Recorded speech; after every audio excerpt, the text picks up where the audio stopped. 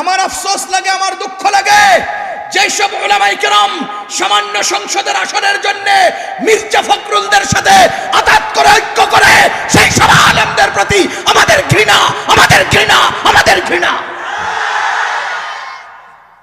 আমি সুস্পষ্টভাবে বলছি, বাংলাদেশের হেফাজতে ইসলাম, বাংলাদেশের হেফাজতে ইসলাম এটা জনবহুল, এটা প্রভাবশালী একটা অরাজনৈতিক সংগঠন।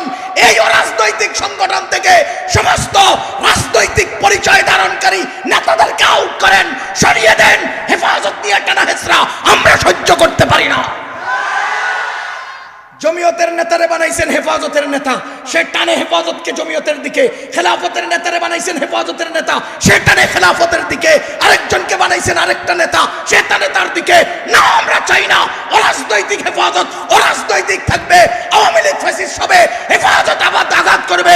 বিএনপি ফ্যাসিস্ট হবে, হেফাজত প্রতিহত করবে। খোদার কসম, কোন রাজনৈতিক নেতা আমরা হেফাজতে দেখতে চাই না। আমি আজকে মুফতি বশিরুল্লাহ সাহেবকে স্পষ্ট বলেছি যে হেফাজতকে তামাশার পাত্র বানাবেন না। আজকে বলেছি, আজকে মাগরিবের পর, হেফাজতকে তামাশা বানাবেন না। হেফাজতের অধীনে কোন রাজনৈতিক নেতার কোন প্রশ্ন আমরা সহ্য করতে রাজি না। একটা রহস্য বুঝেন, আওয়ামী লীগের ক্ষমতার সময় আওয়ামী লীগ ইসলাম চালাইছে তরিকত ফেডারেশনকে দিয়া, আর বিএনপির ক্ষমতার সময় বিএনপি ইসলাম চালিয়েছিল জামাত ইসলামকে দিয়া। কওমি উলামায়ে কেরাম বিএনপিকেও সহ্য করে নাই, আওয়ামী লীগকেও সহ্য করে নাই। দুই দলের মাঝখানে থেকে যে ইসলাম বিরোধী কাজ করেছে তার বিরুদ্ধে কওমি আলেমরা সংঘবদ্ধ হয়েছে।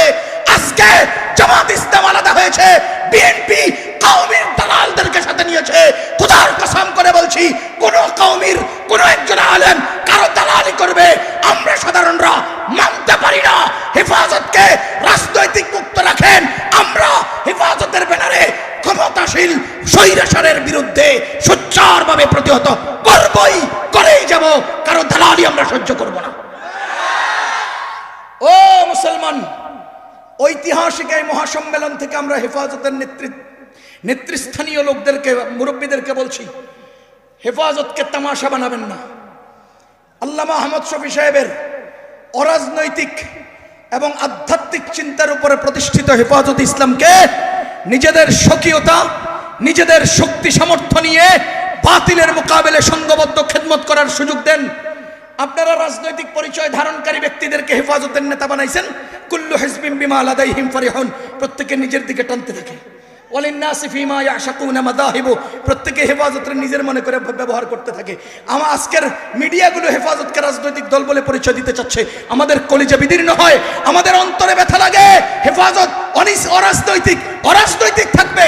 আমরা চাই না কোন রাজনৈতিক দলের তোয়াজ এবং তাদের কি বলে তাদের দালালি করতে আমরা পারি না, পারতে কখনো আমরা এটা সহ্য করি না। কথা বলেন ঠিক কিনা? আল্লাহু আকবার কাবীরা।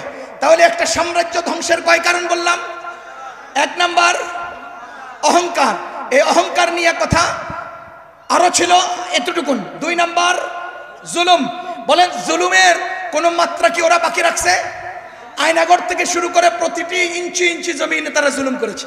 তিন নাম্বার খেয়ানত, প্রত্যেকটা টেবিলে এমনকি ত্রাণের সামগ্রী পর্যন্ত তারা খেয়ানত করেছে, চুরি করেছে। চার নাম্বার মিথ্যা এবং ধোঁকা, মানুষকে মিথ্যা আর ধোঁকার মধ্যে সব সময় নিমজ্জিত করে রেখেছে।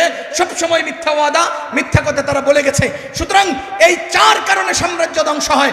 আগামী সাম্রাজ্যবাদদেরকেও বলছি, এগুলোকে ভোট করে জনগণের হয়ে, জনগণের মাঝে, জনগণের জন্য রাজনীতি করবেন। জনগণের বুকে বসে জনগণের রক্ত চুষা রাজনীতি যদি করেন, জনগণ আপনাদের টুটে ছিঁড়ে ফেলবে ইনশাআল্লাহ।